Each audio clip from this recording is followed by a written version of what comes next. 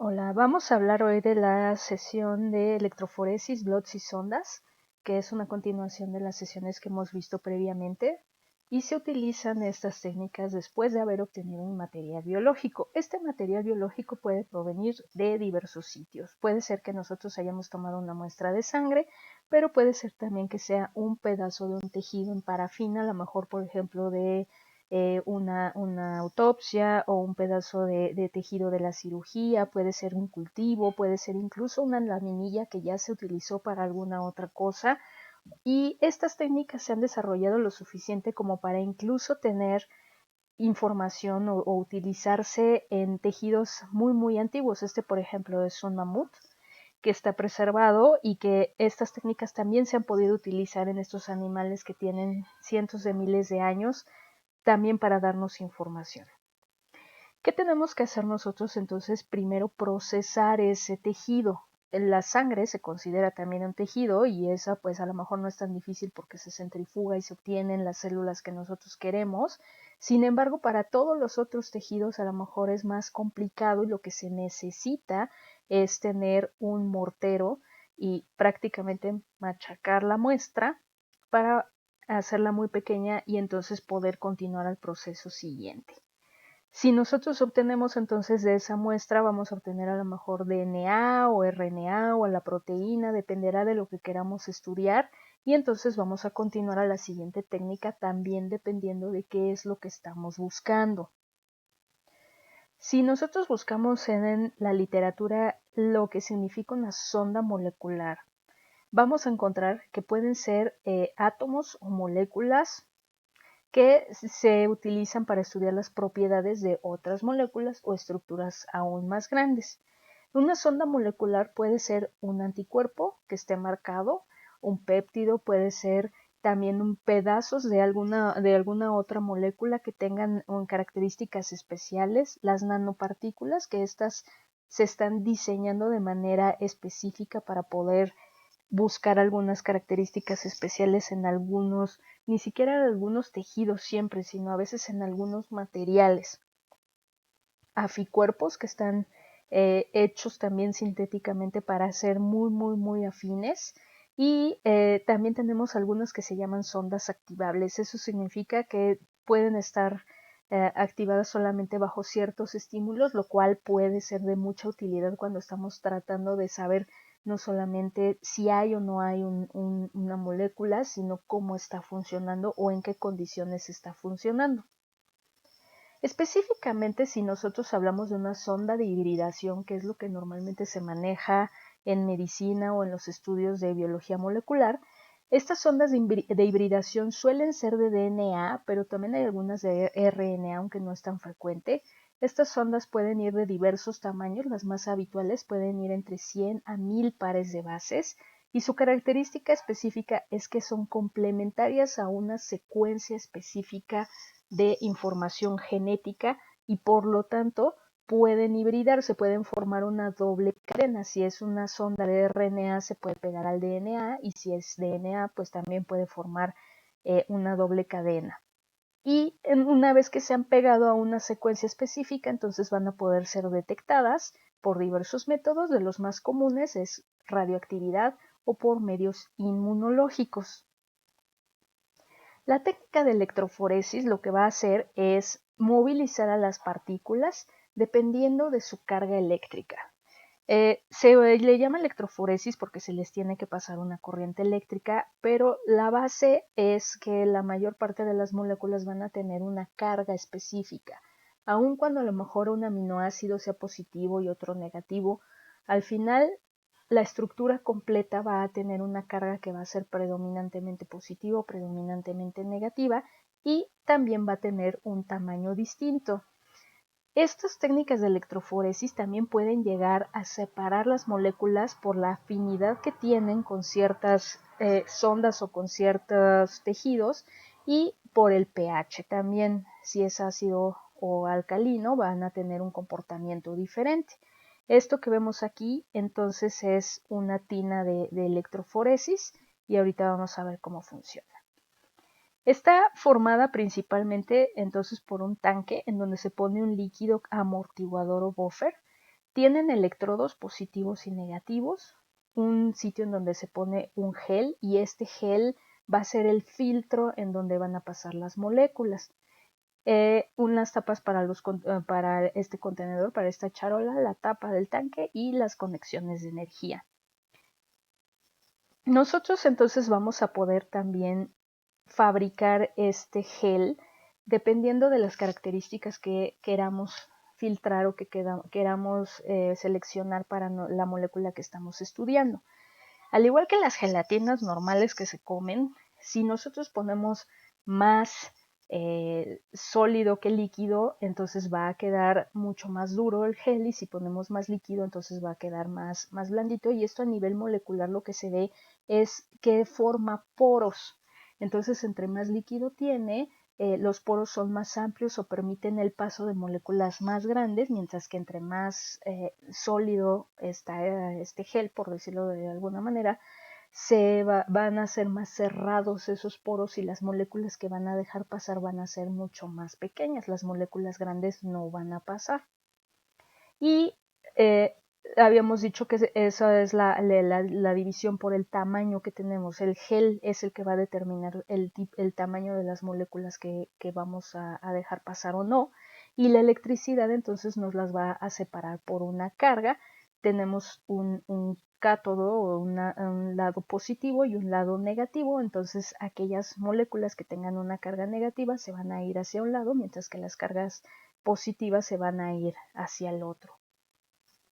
Entonces, este gel que nosotros ya preparamos con las características que estamos buscando, se le hacen unos pequeños canales en donde se va a colocar la muestra o las muestras. Puede ser que aquí tengamos un paciente, otro paciente, otro paciente. Se conecta entonces a la energía eléctrica y lo que va a suceder entonces es que esa partícula, esa molécula se va a mover hasta donde el tamaño del gel se lo permita, siempre y cuando tenga una cierta carga positiva o negativa. Entonces, si tiene una carga neutra, a lo mejor se va a quedar en medio. Si tiene una carga más bien negativa, va a llegar hasta la orilla. Si tiene una carga positiva, no se va a mover prácticamente nada.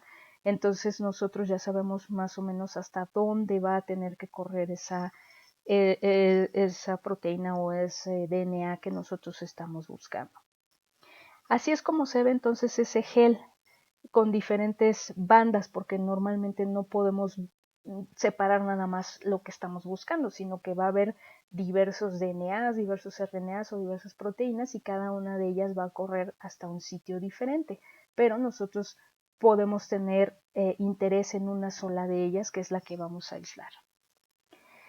Anteriormente se trabajaba directamente con estos geles, y estos geles se trataban con bromuro de tirio, o sea, con radioactividad. La única manera de leerlas era por medio de radioactividad. Entonces estos geles se metían a una cámara de rayos X y se tenía que tomar una radiografía para ver en dónde estaban esas bandas, y entonces recortar o usar la que queríamos nosotros ver.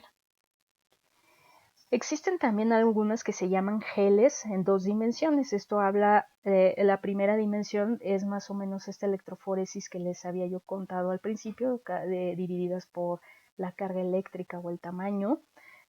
Pero entonces resulta que ahora nosotros, después de haber corrido el gel en un sentido, le damos la vuelta al gel y ahora hacemos un segundo estudio en donde a lo mejor en el primero va a correr por la carga eléctrica y en la segunda van a correr por tamaño. Entonces, este tipo de geles en 2 dimensiones son de mayor utilidad en las proteínas, porque las proteínas son mucho más grandes y no es tan fácil separarlas como lo es a lo mejor las moléculas de DNA. Y entonces aquí nosotros tenemos no solamente un sitio o una sola muestra, sino que esta es una proteína, esta es otra proteína, esta es otra proteína. Entonces nosotros tenemos que saber en dónde está la carga y de qué tamaño es, o si el pH es de un tipo o de otro. O sea, tenemos que conocer las características de esa molécula para saber en dónde debe de estar localizada una vez que ya tenemos nuestro gel.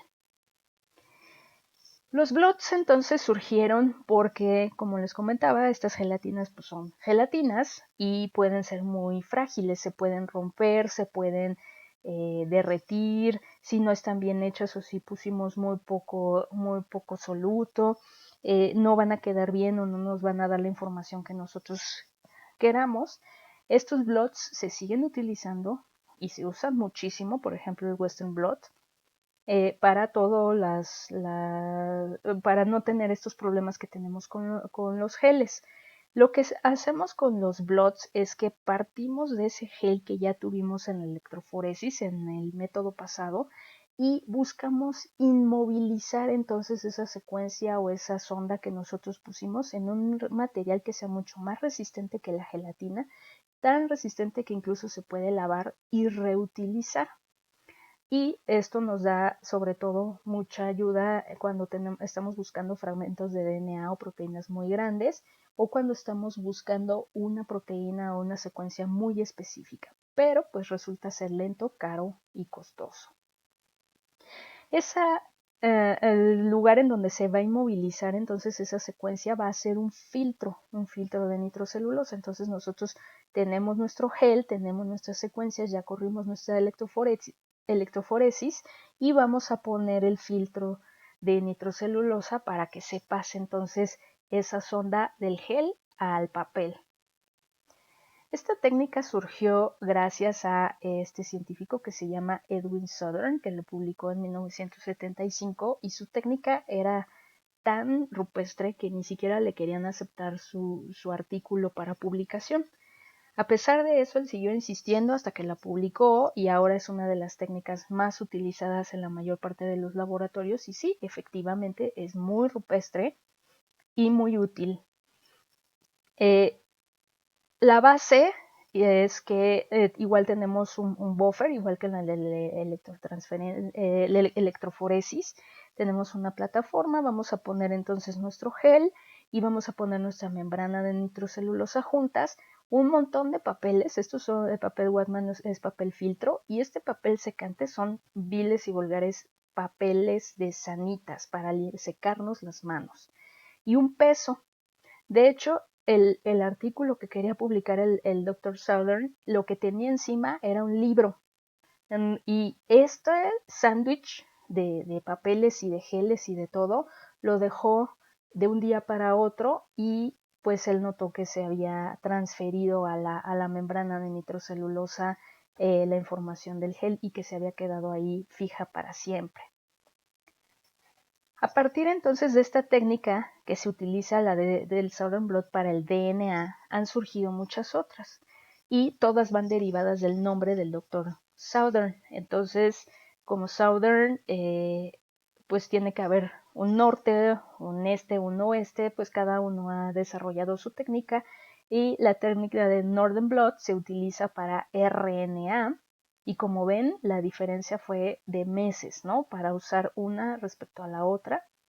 En el oeste o el Western Blot, que es lo que más conocemos, por ejemplo, para confirmar la infección por VIH, pues sí tomó unos años más, pero se utilizan para detectar proteínas.